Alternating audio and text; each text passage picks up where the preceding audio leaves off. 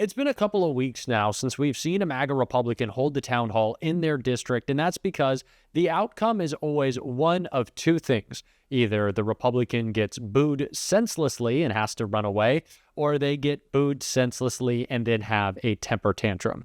And Marjorie Taylor Green, who's in one of the reddest districts in the country, she enjoyed that second option, yes. After confronted and called out to her face at a town hall, Marjorie Taylor Green threw a complete temper tantrum and even had the police arrest the person who was peacefully protesting her.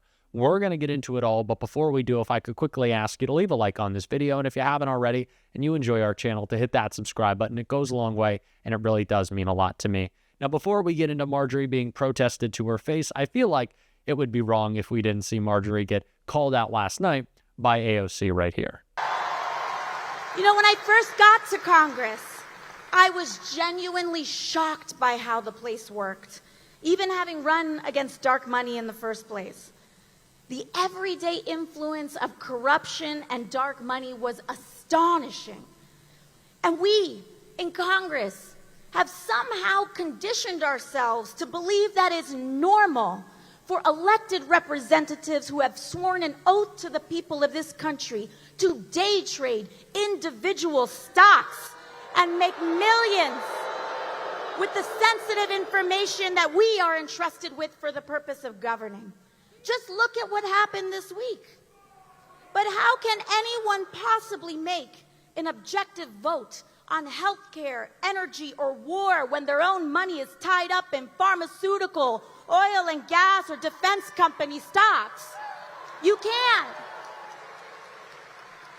And we saw it just happen with Trump's corrupt and disastrous and rushed tariff scheme. We saw Marjorie Taylor Green buy that dip. I got one question for her. How much did you make? How much did you make off of people's despair? How much did you make off that panic? How much did you make off of that suffering? No more. We can't accept it.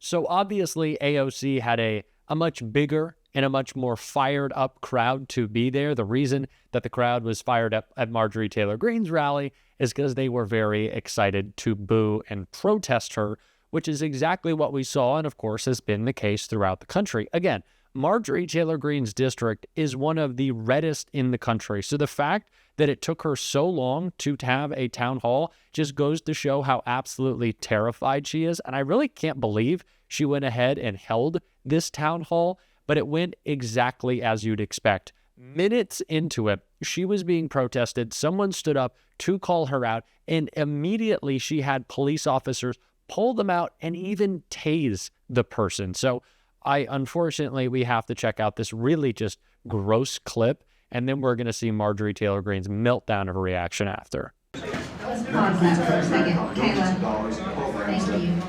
Rewind that.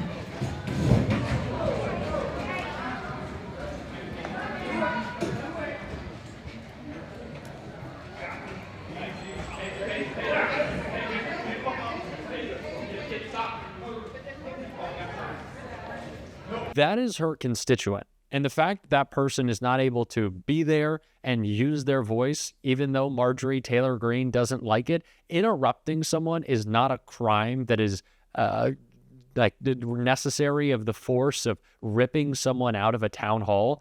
That is absolutely insane and kind of represents the scary police state that Donald Trump and MAGA want to create to intimidate people who will speak out against them. But right after that happened, as you would expect, Marjorie Taylor Greene threw herself a little temper tantrum, and it played out like this. Ladies and gentlemen, welcome to my town hall. This is a town hall. This is not a political rally. This is not a protest. If you stand up and want to protest, if you want to shout and chant, we will have you removed just like that man was thrown out. We will not tolerate it.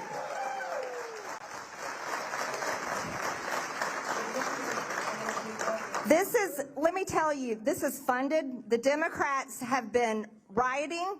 They are the party of violence. They are the party that, go. Go. Go.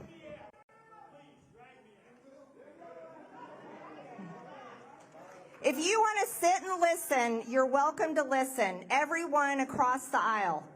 Democrats, Independents, Republicans. This is a good place. You have a lot to learn. And with that, I'll start with our first video. Let's talk about the hypocrisy. Let's talk about the hypocrisy. Number one, Marjorie Taylor Green immediately goes to saying, oh, that's a George Soros plant. Oh, it must have been a paid protester, or people hate you. Did you ever consider that possibility, that you're maybe not the most liked figure in our politics? That never really seemed to cross your mind, Marjorie. But also the fact that the woman who helped lead a violent insurrectionist, and I don't know about that pipe bomb by the DNC. I don't know what Marjorie Taylor Green did or did not leave by the DNC in January of 2021.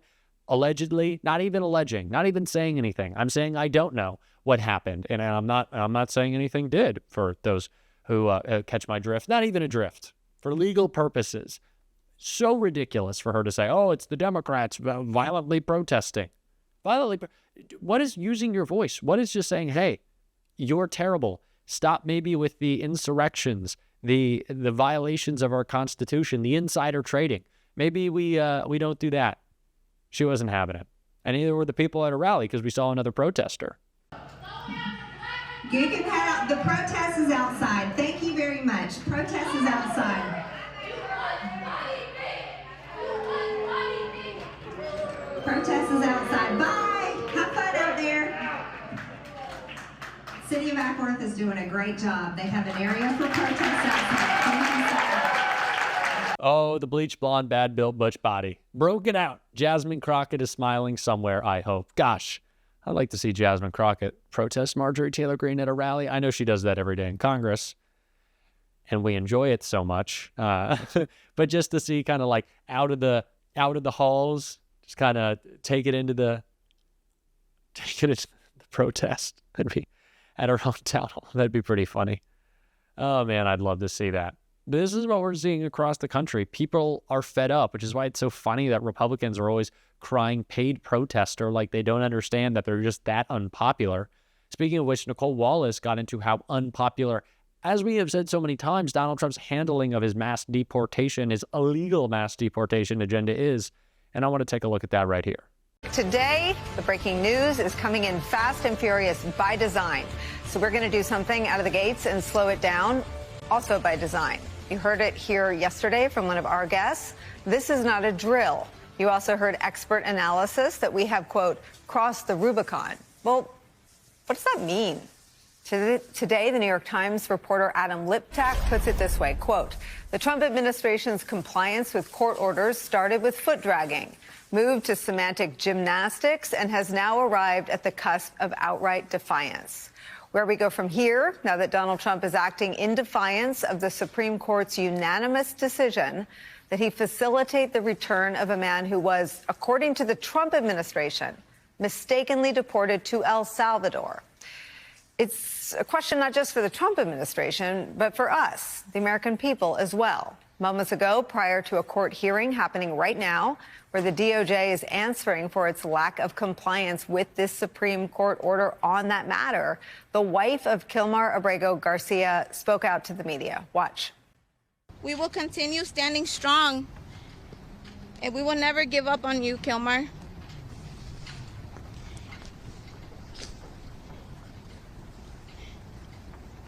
Even though my heart is heavy, I find hope and strength in those around me. Kilmar needs to come home, and it's time we see how exact this will be fulfilled. Enough is enough. My family can't be robbed from another day without seeing Kilmar. This administration has already taken so much from my children's, from Kilmar's mother, brother, sisters, and me. Now, the New York Times is also reporting on other individuals deported by the Trump administration. Quote, the Trump administration sent them to a prison in El Salvador under a wartime act, calling them members of a Venezuelan gang. But a New York Times investigation found little evidence of criminal backgrounds or links to the gang, end quote.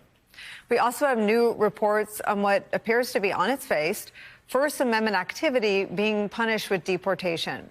Yesterday, a Columbia University student who is a legal permanent resident of the United States was arrested in Vermont during a naturalization interview. That is according to his lawyer. The stories, the reporting, when taken together, represent a departure from that which is legal, according to the reaction all these incidents have received in federal courts. These actions also stretch beyond the political campaign rhetoric, erasing any notion that Trump has a mandate to do these specific things. The real story, though, is what do we do as citizens? What do we do as a free press? And what can we expect from Democrats and Republicans in Congress and politicians at the local and state level at this moment? Make no mistake, the frenzy and the defiance is designed to cause fear and to chill criticism and to silence dissent. It's also where we start today with some of our favorite experts and friends. Immigration attorney and former president of the American Immigration Lawyers Association, Alan Orr, is here. With me at the table, former top prosecutor at the Department of Justice, MSNBC legal analyst Andrew Weissman is back, and former Democratic Senator, MSNBC political analyst Claire McCaskill is here. Let me start with the lack of a mandate. Let me just remind everyone where the polls are. Right now, Trump's approval rating on immigration is upside down. More people disapprove than approve of what he is doing on the topic of immigration. And when you dig just below the surface, here's where the public is.